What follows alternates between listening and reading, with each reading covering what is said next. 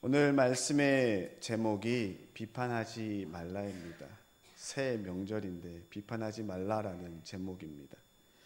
질문 성경 공부, 금주의 성경 공부 보면 마가복음 본문도 같이 기록되어 있는데 함께 보다 보면 그 이유를 알게 됩니다. 그리고 새 본문을 함께 보는 오늘이기도 합니다. 1번 질문이 참 뜨거운 간자입니다. 축구 대표팀의 2023 아시안컵 카타르 대회에서 4강까지 올라갔는데 이 결과를 두고 갑론을박 이야기가 많습니다. 여러분들은 어떻게 생각하십니까? 혹시 밤 12시까지 축구 보셨나요? 12시에? 우리 우리 역시 초등학생 어린아이들은 보았고 저희 교회 어르신들은 보셨나요? 밤에 주무셔야죠. 그 보신 분들 이야기를 들어보면, 저도 보지는 않았는데 보신 분들 이야기를 들어보면 가슴을 졸였고 졸이고 화가 나고 그러다가 다 극적으로 이겨서 16강에서 8강, 8강에서 4강을 올라갔다고 합니다. 그 어떤 때보다 우승에 대한 기대감이 컸던 이번 대회입니다. 왜냐하면 전 세계적으로 네노라는 선수들이 대한민국에 많았습니다. 손흥민을 비롯해서 황희찬, 이강인, 김민재 등 유럽 빅리그에서 뛰는 선수들이 많았기 때문에 우승에 대한 기대감이 그 어느 대회보다 컸던 대회였습니다. 하지만 결과는 4강이었고 4강으로 만족해야만 했습니다. 객관적인 전력으로 대한민국이 강력한 우승 후보로 꼽혔지만 예선전을 치르고 경기가 거듭될수록 우승 확률이 낮아졌고 그러다가 16강, 8강에서 같이 우승 후보로 꼽혔던 이란, 일본, 호주가 떨어지고 4강에 대한민국만 올라가서 다들 우승이겠거니 했지만 결과는 요르단에게 발목을 잡혔습니다. 이를 두고 감독에 대한 비판이 너무나 많습니다. 전술이 없었다, 경기력이 훌륭한 선수를 두고 형편없었다 등 다양한 비판들이 나오면서 심지어 감독 해임설까지 나오고 있습니다. 그러면서 인터넷에는 심지어 지금 대한민국 대표팀 감독이 독일 감독을 하고 있을 때 한국과 경기에서 진 경기까지 나돌고 있습니다. 축구에 대해서 잘 알지는 못하지만 이번 결과를 보면서 저는 2002년 한인 월드컵을 떠올렸습니다. 먼저 히딩크 감독을 선정해 놓고 월드컵을 준비하면서 프랑스에 5대0으로 지면서 5대0이라는 별명을 얻었고 그때 수많은 비난이 있었지만 마지막까지 그 팀을 이끈 결과 4강이라는 놀라운 성적을 거두어냈습니다. 4강에 오르면서 대한민국은 예선전을 통과하는 것도 쉽지 않을 거라 생각했지만 예선전에서 통과하고 16강, 8강에서 축구 강대국이라 꼽혔던 포르투갈, 이탈리아, 스페인을 이기고 4강에 올라갔습니다. 아마 이번 아시안컵에서 이변이라고 할 수 있는 요르단, 카타르가 한국에 대해 느꼈던 시선이 어쩌면 대한민국이 2002년 우리가 스페인, 이탈리아와 그와 같은 존재로 그들에게 다가갔을지도 모릅니다. 하지만 그들은 철저하게 준비하였고 대한민국에게 전혀 밀리지 않는 실력을 갖고 있었고 대한민국을 누르고 결승까지 올라간 것입니다. 이번 아시안컵 국가대표팀의 모습 속에서 저는 한국교회의 모습을 발견했습니다. 교회 안에 몇몇의 신앙심이 좋은 사람들이 있다고 해서 그 교회가 신앙심이 좋은 교회라 평가받지는 않습니다. 모든 성도가 함께 한 마음으로 하나가 되었을 때, 하나의 팀이 되었을 때, 목회자와 한 팀이 되어서 성숙한 신앙 공동체를 이루었을 때 그 교회가 성숙한 교회 공동체가 됩니다.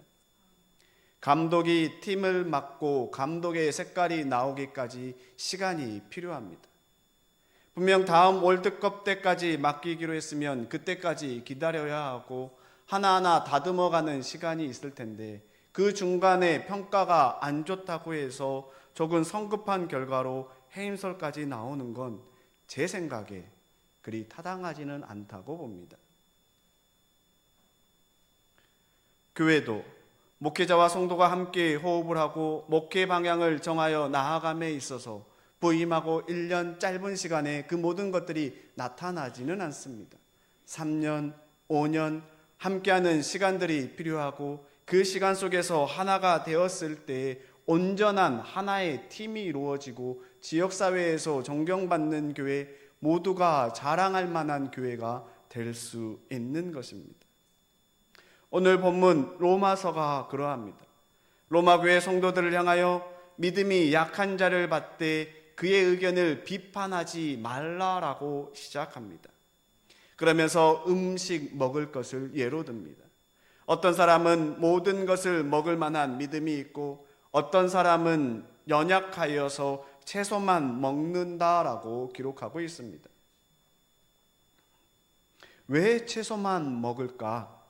그 이유는 고기 중에는 이방신들 우상에게 바쳐진 제물로 쓰였던 고기가 그 당시에 시장에서 팔리고 유통되었기 때문에 아예 먹지 않으려고 고기를 먹지 않았습니다. 그리고 고린도 교회에서도 이 문제가 분명히 있었음을 고린도전서 8장에 기록하고 있습니다. 또 다른 이유는 구약 레위기 11장에 보면 부정한 짐승들을 먹지 말라고 기록되어 있기 때문에 이것저것 구분하느니 아예 먹지 아니하고 채소만 먹으며 신앙을 지키겠다라는 겁니다. 그렇다고 해서 채소만 먹는 이 사람들을 비난하지 말라는 겁니다. 그리고 채소만 먹고 고기를 먹지 않는 사람들이 고기를 먹는 사람들에게 우상에게 바쳐진 음식을 먹었다라고 비판하지 말라고 이야기합니다. 왜냐하면 하나님께서 그 모두를 받으셨기 때문에 너희들이 이렇다 저렇다 비판하지 말라고 기록하고 있습니다. 사도행전을 보아도 사도 바울에게 베드로에게 주님께서 거룩하다는 음식을 너가 속되다고 하지 말라는 장면이 기록되어 있습니다. 명절이 되면, 구정이 되면 가정마다 갈등을 일으키는 부분이 있습니다.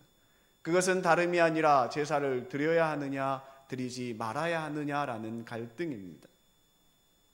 명절에 제사를 지내는 것과 지내지 않는 것의 갈등으로 인하여 싸우는 성도들의 가정이 많고 이 싸움을 피하기 위하여 모이지 않는 가정들도 있습니다.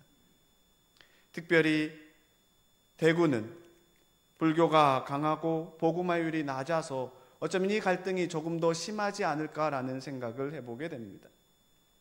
어떻게 해야 될지 오늘 말씀을 통해 함께 그 방법을 찾아갈 수 있기를 소망합니다.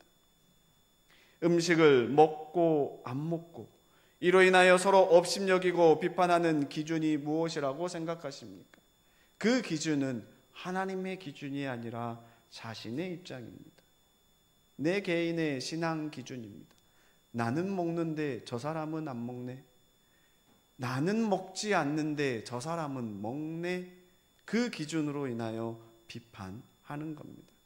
그리고 이는 오늘날 우리 사회에서 우리 교회에서 한국교회에서 얼마든지 일어날 수 있습니다.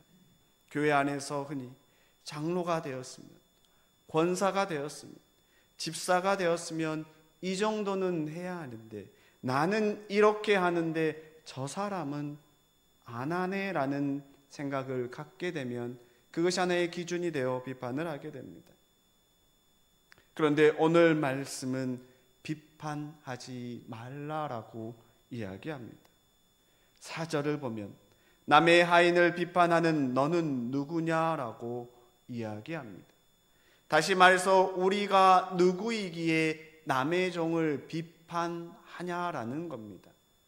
다른 사람이 신앙생활을 잘못하면 그 사람과 하나님과의 관계입니다. 그 사람이 직접 하나님과의 관계에서 해결해야 할 문제입니다. 그런데 우리가 옆에서 보기에 잘못된 길로 갈 것 같아 여겨지기에 할 수 있는 것은 바른 길로 인도할 수 있도록 함께 하고 격려하고 돕는 것입니다. 격려하고 함께하고 돕는 것과 비판은 다릅니다. 함께하는 것, 서로 돕는 것, 가르치는 것은 격려이고 비판은 무시하고 멸시하고 조롱하고 정죄하는 겁니다. 그리스도인은 누구의 종입니까? 그리스도인은 하나님의 종입니다. 그리스도인의 주인은 하나님입니다. 그래서 그리스도인이 서 있든지 넘어 있든지 그것을 상관하는 분은 여호와 하나님이시고 주님께서 넘어진 자를 일으키는 것도 주님입니다. 그런데 우리가 감나라 배나라 이렇게 해라 저렇게 해라 하는 것은 그리 타당하지는 않습니다. 눈에 거슬리고 전체적인 분위기를 흐린다고 신경을 씁니다. 그러면 비판하는 것이 아니라 가르치고 인도하고 섬기고 바른 길로 갈 수 있도록 인도해야만 합니다. 비판하는 것이 아니라 함께하고 본을 보여주는 겁니다. 주로 무엇을 가지고 비판을 합니까? 나는 하는데 저 사람은 안 하네. 그것을 가지고 신앙이 있다 없다 판가름해서는 안 된다라는 겁니다. 그 당시 문제가 되었던 것이 우상 숭배의 음식을 먹는 부분이었고 또 다른 갈등이 안식일 절기를 지키는 문제였습니다. 안식일을 지켜야 하는데 절기를 지켜야 하는데 지키지 않는 것에 대해 비판하고 평가한 겁니다. 우리 대한민국도 전 세계가 코로나로 인하여 큰 혼란에 빠졌던 적이 있습니다. 주일만큼은 지켜야 하는데 주일 성수를 해야 되는데 정부에서 하지 못하게 막았고 모이는 것을 하지 못하게 해서 큰 어려움이 있었습니다. 부득이하게 빠지는 것도 죄스러울 정도로 주일 성수를 강조했는데 코로나로 인하여 많은 생각들이 바뀌게 되었습니다. 이 부분에 대한 갈등이 있고 여전히 그 부분을 가지고 신앙이 이렇다 저렇다 이야기하는 경우가 있습니다. 그런데 오늘 로마서 14장 5절과 6절에 이렇게 기록합니다. 어떤 사람은 이 날을 저날보다 낮게 여기고 어떤 사람은 모든 날을 같게 여기나니 각각 자기 마음으로 확정할지니라. 나를 중히 여기는 자도 주를 위하여 중히 여기고 먹는 자도 주를 위하여 먹으니 이는 하나님께 감사함이요 먹지 않는 자도 주를 위하여 먹지 아니하며 하나님께 감사하느니라. 먹고 안 먹고보다 중요한 것은 누구를 위하여 먹고 안 먹느냐입니다. 먹지 않는 사람도 주를 위하여 먹지 않았던 것이고 먹는 것도 주를 위하여 먹는 것이면 다 하나님께 감사한 일입니다. 이날 저날 어떤 특정한 날이 아니라 모든 날을 주님을 위한 중요한 날로 여기면 그 또한 하나님께 감사한 것이라 기록합니다. 주일 성수를 안 해도 된다라는 것이 아니라 반드시 주일 성수를 하되 신앙이 더욱더 성숙해지면 주일뿐만 아니라 매일매일의 삶이 주님께 예배드리는 날과 똑같이 하나님 앞에 드려지는 삶을 살아야 한다라는 걸 바울은 이야기하고 있는 겁니다. 결국 그리스도인으로서 이 세상을 살아가며 하나님 한 분을 바라보며 신앙생활하는 것이 그리스도인다운 신앙인 겁니다. 안식일에 대해 한 번 더 생각해 보기를 소망합니다. 우리가 함께 읽은 구약 창세기 2장에 처음 안식일을 언급합니다. 하나님께서 6일 동안 모든 것을 만드시고 일곱째 되는 날 쉬면서 어떻게 하셨냐면 그날은 복되고 거룩하게 하셨다라고 기록하고 있습니다. 복되고 거룩하게 하셨다라는 의미를 생각해 보아야 합니다. 아무것도 안 하고 쉬는 것을 이야기하는 것이 아니라 복되고 거룩하게 하셨다라는 것, 하나님께 예배하고 지난 6일에 있었던 것에 대해 생각하며 쉼과 재충전의 시간을 가지며 하나님께 예배드리라는 겁니다. 그런데 많은 사람들이 안식일은 아무것도 안 하고 쉬는 것으로 받아들이고 이해합니다. 왜냐하면 쉰다고 분명히 성경에 기록되어 있었고 하나님께서 모세를 통하여 이스라엘 백성을 광야에서 이끄실 때 만나로 그들을 훈련할 때 6일 동안 매일 먹을 것을 주었으며 7일째 되는 날은 나가도 없었고 6일째 되는 날 7일째까지 함께 거두어 수확하게 하고 쉬도록 하셨기 때문입니다. 그래서 유대교는 안식일에는 가스불도 켜지 않을 정도로 일하는 걸 금지하고 있습니다. 또 일부에서는 주일날 밖에서 음식 사 먹는 것도 안식일을 어기는 것이라 생각하며 음식 사 먹는 것도 하지 않는 경우가 있습니다. 그런데 그러한 쉼이 아니라 6일 동안 먹은 것을 주신 하나님께 감사드리고 7일째, 6일째 주신 것으로 먹으며 하나님께 온전히 예배드리고 지난 6일 동안 이끄신 하나님께 예배드리며 감사드리는 것, 거룩한 시간을 갖는 것, 축복의 시간을 갖는 것이 안식일의 참된 의미입니다.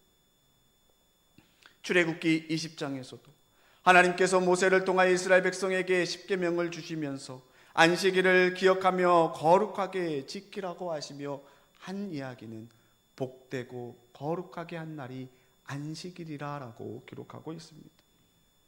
쉬는 것에 앞서 복되고 거룩하게 하는 것, 그 의미가 무엇인지 생각해 보아야 합니다. 그래서 예수님께서 직접 이 땅에 오신 마가복음의 기록을 보면 안식일의 의미를 다시 가르쳐 줍니다. 예수님과 제자들이 안식일의 밀밭 사이를 지나갈 때 제자들이 예수님이 지나갈 길을 만들다면서 이삭을 자릅니다. 이 모습을 보고 바리새인 사람들이 이야기하기를 당신의 제자들이 안식일에 해서는 안 되는 일을 했다라며 비판합니다.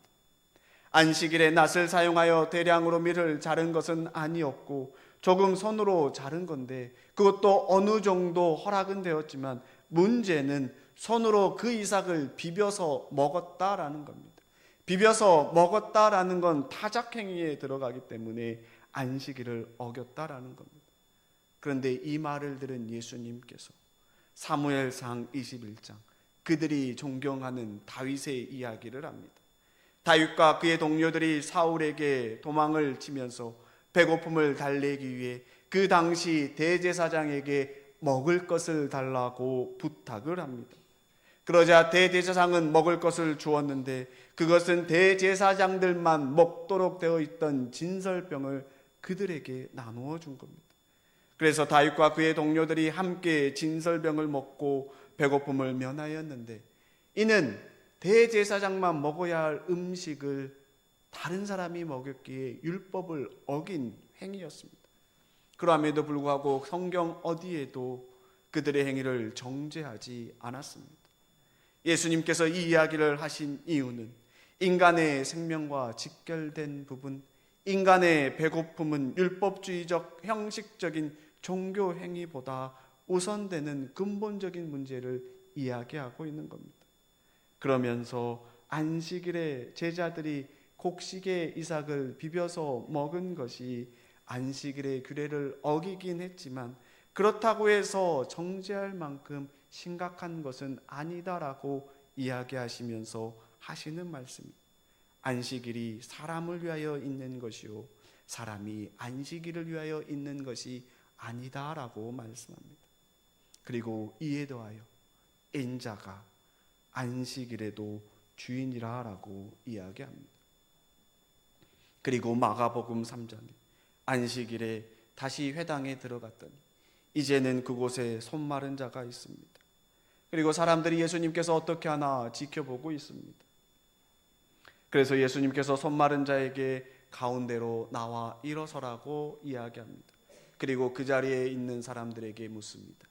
안식일에 선한 일을 하는 것이 옳으냐 악한 일을 하는 것이 옳으냐 목숨을 구하는 것이 옳으냐 죽이는 것이 옳으냐. 여러분들이 그 자리에 있었다면 무엇이라고 대답하시겠습니까? 선한 일을 해야겠느냐 악한 일을 해야겠느냐 살려야겠느냐 죽여야겠느냐. 분명 안식일을 지켜야 되고 안식일은 일을 해서는 안 된다라는 율법이 있는데 어떻게 하시겠습니까? 아무 말이 없습니다. 어느 누구도 대답하지 못합니다. 그래도 오늘은 안식일인데 내일 하시지요 라는 말도 하지 못합니다. 제자들이 안식일에 밀 이삭을 비벼 먹은 것을 보고 분명히 비난한 그들이지만 아무 말도 하지 못합니다. 하지만 안식일의 참된 주인이신 하나님께서 우리는 그 하나님을 예배하고 거룩하고 복되게 보내는 것이 안식일임을 알기에 예수님께서 침묵 흐르는 그 회당에서 그 손마른 자에게 손을 내밀라라고 이야기하시면서 고쳐주셨습니다. 사랑하는 성도 여러분, 예수님께서 안식일에 이와 같이 행동한 이유가 무엇이라고 생각하십니까? 2024년 설 명절을 보내면서 서로에게 축복하는 설 명절을 보내고 연휴를 마치고 다시 우리 일상의 삶의 터전으로 돌아가면 여러분들은 어떠한 그리스도인으로 한 해를 살아가시겠습니까? 바리새인들이 안식일을 어긴 제자들과 예수님을 비판했던 것처럼 여전히 나만의 신앙의 기준을 세워놓고 그 기준에 맞지 못한 사람들을 평가하고 비판하며 신앙생활 하시겠습니까? 아니면 어떻게든지 함께 가고 잘못 가고 있는 사람들에게 그 길이 아님을 이야기하고 먼저 삶으로 보여주면서 그 길을 함께 갈 수 있도록 신앙생활을 해나가시겠습니까? 로마서 14장 7절에 다음과 같이 기록합니다. 우리 중에 누구든지 자기를 위하여 사는 자가 없고 자기를 위하여 죽는 자도 없도다. 우리가 살아도 주를 위하여 살고 죽어도 주를 위하여 죽나니 그러므로 사나 죽으나 우리가 주의 것이로다. 신앙의 깊이가 깊든 얕든 우리가 그것을 판단하고 이렇다 저렇다 할 것이 아닙니다. 9절에 기록한 것처럼 예수님께서 이 땅에 오셔서 십자가에 못 박혀 죽으시고 부활하심으로 산자와 죽은 자의 주님이 되셨습니다. 모든 사람의 주인이 되셨습니다. 이 자리에 있는 우리 모두가 신앙의 깊이와 정도가 다르고 다양한 배경을 가지고 있고 다양한 직업을 가지고 있고 다양한 삶의 환경을 가지고 있고 우리 모두가 각자 삶의 현장에서 다 주님을 위한 삶을 살아가야 합니다. 나 자신을 위한 삶이 아니라 주인을 위한 삶, 주님을 위한 삶이 무엇이라고 생각하십니까? 교회 안에 다양한 사람이 있는 것은 우리 각자에게 주어진 달란트가 다양하고 각자 보내진 삶의 터전이 다양하고 하나님께서 우리의 다양함을 통하여서 다양한 사람들에게 복음을 증거하기 위해서입니다. 각자에게 맡겨진 사람들이 다릅니다. 그들을 위해 기도하고 섬기며 복음을 전해야 합니다. 누군가는 부모를 위하여 기도하며 전도해야 할 것이고 누군가는 친구가 될 수 있고 누군가는 직장의 동료가 될 수 있고 누군가는 오랜만에 만난 동창이 될 수 있고 누군가는 내 사랑하는 자녀가 될 수도 있습니다. 그들에게 복음을 전할 삶을 살았느냐 살지 않았느냐를 놓고 마지막 날 하나님 심판대 앞에 서게 될 겁니다. 그때 우리는 하나님 앞에 쟤는 저렇게 했고 누구는 이렇게 했고 내 친구는 이렇게 했고 다른 사람을 이야기하는 것이 아니라 나 자신에 대해 이야기를 합니다. 내가 어떻게 신앙생활을 했는지, 나에게 주신 직분으로 내가 어떠한 일을 감당했는지, 장로로서, 권사로서, 집사로서, 성도로서 얼마나 섬기고 본을 보였는지, 구역 식구를 얼마나 섬기고 본을 보였는지, 신도회가 얼마나 하나된 모습으로 주님 앞에 나아갔는지, 내 자녀를 위해서, 내 부모를 위해서, 내 친구를 위해서 어떠한 삶을 살았는지 11절과 12절에 표준 세번역에 이렇게 기록합니다. 주님께서 말씀하신다. 내가 살아있으니 모든 무릎이 내 앞에 꿇을 것이요 모든 입이 나 하나님을 찬양할 것이다. 그러므로 우리는 각자 자기 일을 하나님께 사실대로 아뢰어야 할 것입니다. 사랑하는 성도 여러분, 주님 앞에 가서 하나님 심판대 앞에 서서 우리는 다른 사람 이야기하는 것이 아니라 나 자신에 대해서 사실대로 이야기해야 합니다. 무엇이라고 말하시겠습니까? 다른 사람의 신앙을 보고 이렇다 저렇다 이야기했다면 내 신앙에 대해서 어떻게 이야기하시겠습니까? 주님께서 마태복음 18장 20절에 두세 사람이 내 이름으로 모인 곳에 나도 그들 중에 있느니라 라고 말씀하십니다.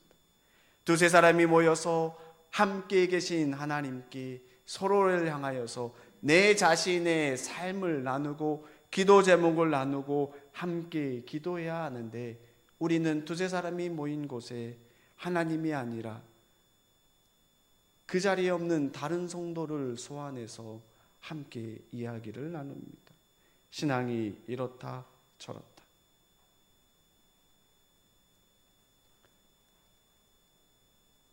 너무 심각하게 생각을 하고 계시네.